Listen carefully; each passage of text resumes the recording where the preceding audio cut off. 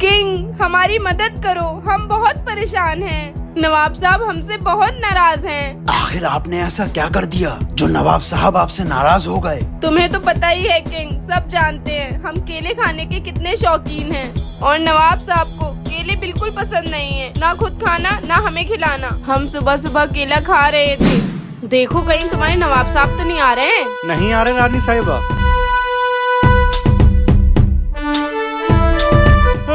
रानी साहबा सामने से आ रहे नवाब साहब, केला छुपाओ। बेगम साहिबा, आप यहाँ क्या कर रही हैं? कुछ नहीं, बस यहाँ ठंडी ठंडी हवा ले रहे थे। चलिए, हमें आपसे कुछ जरूरी बात करनी है। हाँ?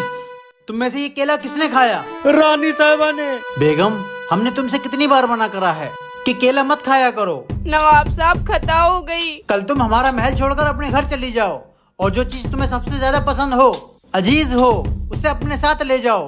कल अगर हमने तुम्हारी शक्ल देखी तो अच्छा नहीं होगा।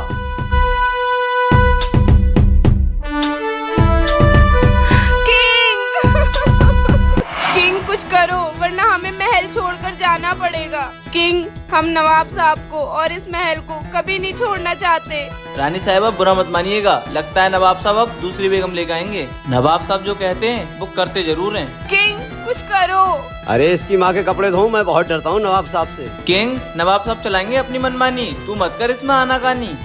रानी साहिबा आप घबराइए मत, मेरा आपसे वादा है ना आपका ये महल छूटेगा और ना ही नवाब साहब। नवाब साहब ने आपसे गुस्से में यही कहा है ना कि जो चीज आपको सबसे ज्यादा अजीज हो, सबसे ज्यादा प्यारी हो, वो अपने साथ ले जाना। तुम सभी लोग मेरी बात ध्यान से सुनो कि हमें शाम को क्या करना है।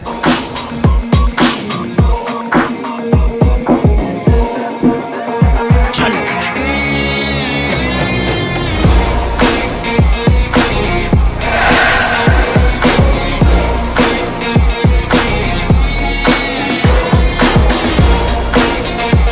हाँ, ये हम कहाँ आ गए?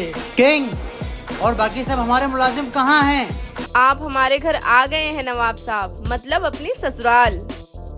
नाश्ता आ रहा है, जाइए नहा लीजिए।